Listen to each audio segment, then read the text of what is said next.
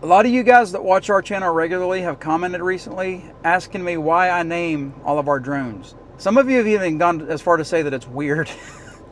Well, I don't just name drones. Everyone, this is Valerie, the VTOMAN power station. Well, guess what? I'm retiring in about 48 days. So I think it's about time that we get our camper ready to go for our big trip. Well, a few weeks ago, a company called VTOMAN, they contacted us and asked us if we would be interested in reviewing one of their power stations. This is the Flash Speed 1500 power station. As soon as I saw the email come through, I knew that this was going to be the perfect thing to test out on our camper. Now, guys, be patient with me. I'm going to work some drones into this potentially, so don't leave yet. A lot of you guys that may watch our channel specifically for the drone stuff, you didn't know this, but when we first started our YouTube channel, we started out as a camping channel, and that was our first approach. I'm not sure exactly how we turned it into a drone channel, but I think it was a good thing because I've learned a lot about tech stuff that I probably never would have learned. But also I found out that people don't really like our camping channel very much. Anyway, when we started the channel, we were living in the camper full time. We did it for about 6 years, so our lives revolved around the camper and about things that could make camping easy. I can tell you right now that camper life is the best life ever. At least it was for me. Christy, on the other hand, she kind of got tired of it after about 4 years and said that we needed to buy a house, so that's what we ended up doing. But we still love to use the camper for what it's designed to do, and this is going to do nothing but improve that whole experience, I think. I say all that to say this. We're planning our first really big camping trip for after I retire in October. Not sure when we're going to leave. We still have a lot of planning to do and everything. But I really do think that this power station is going to play a huge role in our convenience and our comfort. Now, is this power station going to take the place of our inverter generator? Absolutely not. But it's going to give us another option to have extra power when we decide that we need a break or we need to go eat some lunch or something like that. Options are great, and the more options that you have, the more comfortable and the more happy you're going to be. With all of that out of the way, what's this video about? Well, I've already told you guys, it's about Valerie, the VTOMAN Flash Speed 1500 power inverter. I'm going to give you guys some specs. Telling you what, it's really impressive. Well, this power station has a 1548 watt hour battery, and the easiest way to think of what a watt hour is, from the research that I've done anyway, is with this battery, let's say that you were to use 1 watt per hour. Well, if you use 1 watt per hour, you could use this thing for 1548 hours. It's a lot of hours. As most of you guys already know, I'm not an expert really in anything in life, but I do watch a lot of videos made by experts. From the videos that I've watched, I've learned that with these VTOMAN power stations, you can expect to get about 80 to 85% of the battery capacity that is advertised, which they say is really, really good. VTOMAN says that Valerie can be charged up to 3,000 times from 0 to 100%, and at that point she's still going to maintain 80% of her battery power. So it's not like you're going to reach 3,000 charges and just throw it out and get a new one. 80% is still a lot of battery power considering that you can drain this thing all the way down to 0. The reason that you can do that is because it's a... What kind of battery is it? Basically what I'm trying to say here is that Valerie is probably going to outlive me, just like Christy is. It's a 1500 watt inverter and it has a peak of 3000 watts, so it can definitely withstand those high peak startup loads that a lot of power tools and other things need. What's cool is apparently even though it's a 1500 running watts inverter, if you have a load higher than that, it won't necessarily shut itself down. It can lower the voltage to maintain the higher wattage that's needed, but I've heard that that's probably bad for your sensitive equipment though, so I'm probably not going to put the camper through that. Well, you're probably wondering to yourself by now, Kevin, how much does this thing weigh? Well, I've got the answer to that. The book says it weighs about 41.4 pounds, and I can attest to you guys, it's pretty heavy. It's not going to make it very easy to carry into the camper, but we might have a solution for that later on. I'll share that with you later. You may also be wondering how fast it charges. Magically, in the box that it came with this box that was inside. Did you know that you can charge this thing 3 different ways? I'm going to get this box open and I'm going to show you how. Well, first of all, here's the AC charging cable. What's neat about this power station is that all of the charging options are under this little tab here. So you can charge it through AC power, you can charge it through 12 volt power or solar panel power. I don't have any solar panels, so I can't do that. But I can definitely do it this way and that way. Well, if you take this cord and you plug it into Valerie here, and then you plug this other end into a regular household 15 amp outlet, you can charge this VTOMAN power station up in 0 to 100% in about an hour is what they say. That's pretty impressive. I've seen other smaller power stations that can take up to 6, maybe even 10 hours to charge on a regular outlet. Another option that you have is you can use this cord to plug it into DC power to charge it up that way like in your car. Well, the only problem with that is it can take 12 to 14 hours to charge from 0 to 100, so that'd be a long trip. Well, then of course the last way that you can charge it is through solar panels. Depending on the solar panel setup that you have, it can take anywhere from 4 to 8 hours. Something that they told me in an email though too, is you can charge this 3 different ways, but you can charge it 3 different ways at the same time. So if you have solar panels plugged in, you're plugged into your car battery, and you also have an AC outlet that you're plugged into, this thing will charge in less than 45 minutes. I think what I'm going to do though is I think I'm going to be sticking with the AC charging option because it's so fast. And if we're out camping off grid somewhere and we run out of battery power in this, I need to charge it up, all I got to do is start the generator for an hour and we're back in business, back at 100%. I think I forgot to show you that you get all of these cords, but you also get 2 of these USB charging cords. You get a C to C and you get a C to A. So that's also included in your packet. All of these features that I've shown you guys so far have been pretty awesome, but I'm telling you what, I'm going to show you something that's going to blow your mind. They actually integrated a compartment up top here where you can keep all your cables. So all you got to do is lift this lid up and find a cupcake and an ice pack. I bet Christy did this knowing I was coming out here to make this video and it was going to take me forever and I might get hungry. She also put a Atkins candy bar. Hey Dad, I think these are for you. That's hilarious. Shoot, maybe this is more of a lunchbox than a cable storage. Anyway, you just put your cables in there, you close the lid. Sometimes it doesn't latch all the way because you got to get the cables in there all the way. Whatever. Anyway, you put all your cables in here, you shove them down, and you close. Compartment needs to be a little bigger. Anyway, you put all your cables in here, close the lid, and then you've got everything contained in one unit. That's pretty awesome.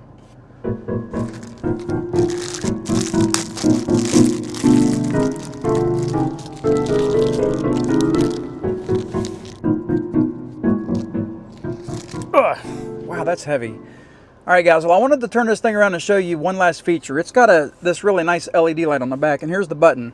Now, you got to have the power on to use this, but it's got bright, brighter, sun, what is that, a strobe light? And then we've got the SOS. So this would be perfect for those roadside emergencies that we're probably going to have on our travels, because that's what happens to Worther Roberts. Well, guys, with all that talking out of the way, I think it's time to get Valerie over to the camper and see what she can really do. Can she really power the camper? Let's go find out.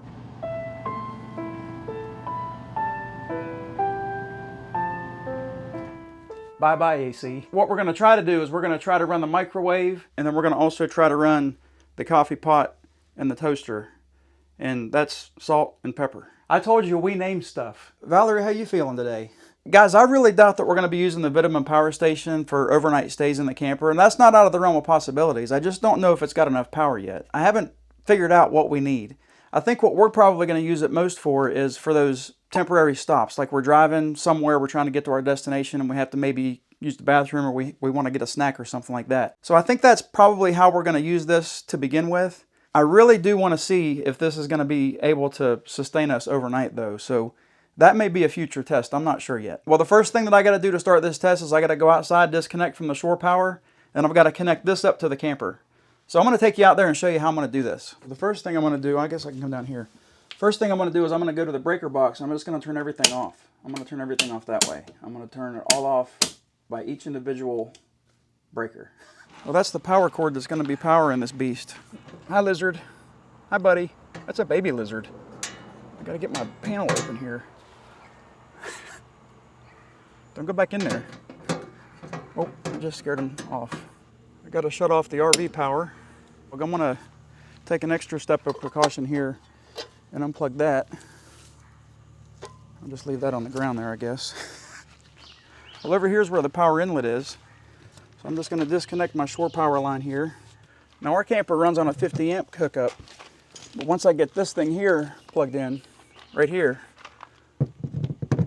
I'm going to be running on 15 amps. There we go. So then all you got to do is plug this into that. And this extension cord runs all the way to the front of the camper. And I'm going to run it inside.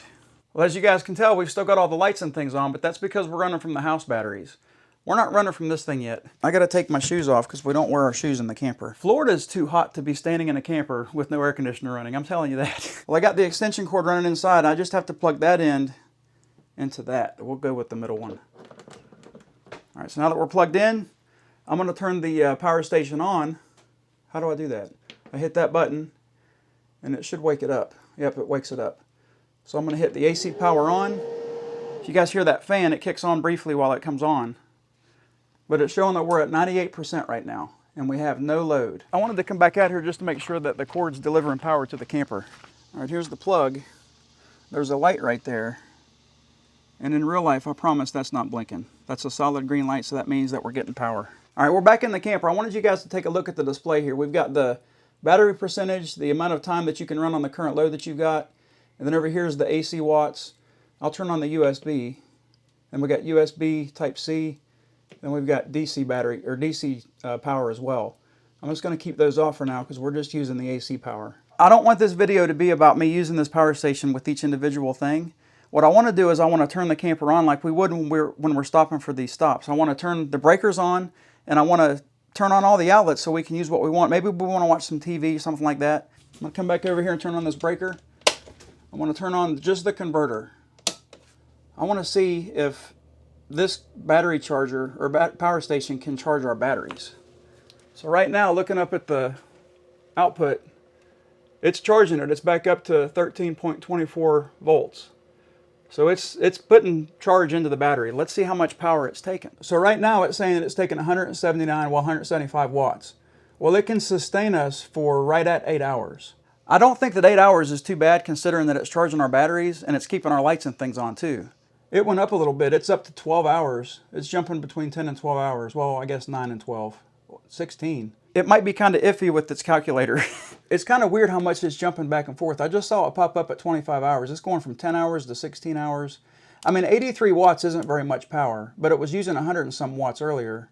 And I think it was close to 200 at one point. But look at that, 25 hours. I don't know, maybe in between stops, charging up the batteries with this isn't necessarily the best idea. But look who's presenting this. This thing might be using Robert's math. Now that we know the batteries can be topped off while we're stopped, I'm gonna see if we can have some entertainment while we're stopped also. Is the TV, did it come on? Oh, you know what? I didn't turn on any of the outlets yet. Okay, so let's go over here and we're gonna turn on, we got the converter on. Let's turn on the refrigerator. We're not running the refrigerator, it's just the outlets. Some of the outlets are tied to that breaker. So we got the GFI breaker. We'll turn on the microwave breaker, we'll skip the air conditioner, we'll skip the water heater, skip the air conditioner, and we'll go to the fireplace because it's also got some outlets that are attached to it as well. All right, getting back to business. Now that we know that the batteries are going to be topped off, let's see if we can have some entertainment. The TV powered up. It says that we have no signal, but that doesn't mean it's not using power. All right, so we're up to 170 watts of use, 7.9 hours. That's with the TV and the converter. Well, normally when we stop for a break, I like to have a cup of coffee, and I don't always have a cup of coffee made, so I'll have to go into the store and buy some. Well, let's see if this coffee pot will run on the power station. All right, the TV's trying to get some sort of a signal, and it's making a bunch of weird noises, so I'm gonna hit mute. No more interruptions. All right, I'm gonna turn on salt here. We're gonna see how much power it uses. All right, so there's the light. So we're up to 874 watts, and it's already brewing the water, but that's showing that we have an hour and a half of runtime if we're using this amount of wattage. All right, we can shut that down now that we know that it works. Well, let's get Pepper over here and see if we can make a piece of toast. So I'm going to go ahead and pretend that there's a piece of toast in here. This might blow it, I'm not sure. All right, so we're over here back at the thing, and it's showing 773 watts. So it's using less power than the coffee pot uses, which is surprising. I thought that it would be the other way around. All right, I'm going to shut that down because it's also making some weird noises. There. All right, Pepper, you can relax. It smells like burnt toast. Those are the biggest appliances that we have to run while we're on our break, except for the microwave. We might want to heat up some Hot Pockets or something like that. Well, this microwave I think is rated for 1,000 watts. What I've done here is I put a cup of water in here. That way it doesn't damage the microwave. And I'm just going to set it for 1 minute, and I'm going to see if it'll run. It started up. It's counting down. Oh yeah, that fan came on almost immediately. So we're using close to 1,300 watts, between 12 and 1,300 watts. It says that we can do this for 1 hour. Now again, I don't know any meals that take an hour to cook in the microwave, but we can definitely run it for a few minutes, and we're also continuing to charge our batteries, which is awesome. All right, let's shut that down because that water's probably boiling by now. It's gonna burn me. Let's get rid of the evidence. Guys, I think we've got some really good results here. It seems like anything that we've got in the camper that needs AC power can run on this VTOMAN power station. So this is the perfect size power station for these types of stops. Now what I want to do is I want to get the camper plugged back into shore power so I can get the air conditioner coming back on, because look at this. I'm soaking wet again. It's like I live in Florida.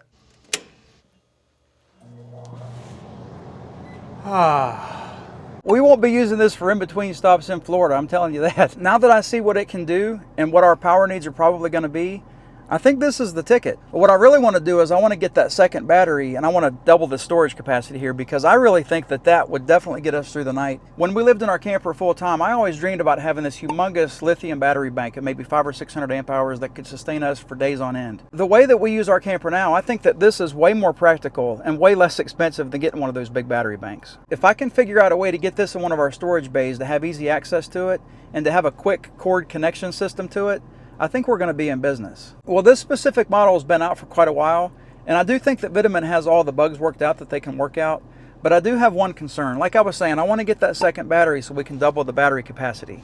However, in the manual, it tells you to be careful with that cable because it can get hot. I think it says something about scalding.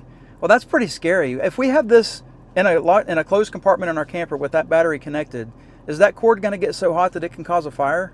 I just don't know. Unfortunately, at this point, I can't recommend the second battery, but I think it's a great idea. Once we're able to get our hands on a second battery and test it out, I'll definitely do a follow-up and let you guys know. I want to thank VTOMAN for reaching out to us with this power station, and even with that one con, I still think that they have a really good product here. VTOMAN has a bunch of different models on their website, so if this Flash Speed 1500 isn't the right fit for what you need, I'm sure you're going to easily find one that's listed on their product page.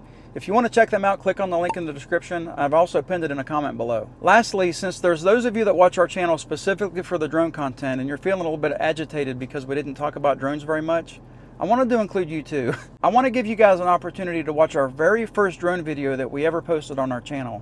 And I think that this is the video that made me think we might be able to transition into a drone channel. If you're interested in watching that video, click on the link here. Guys, I want to thank you for watching. I hope you enjoy the video. Have a great week. God bless.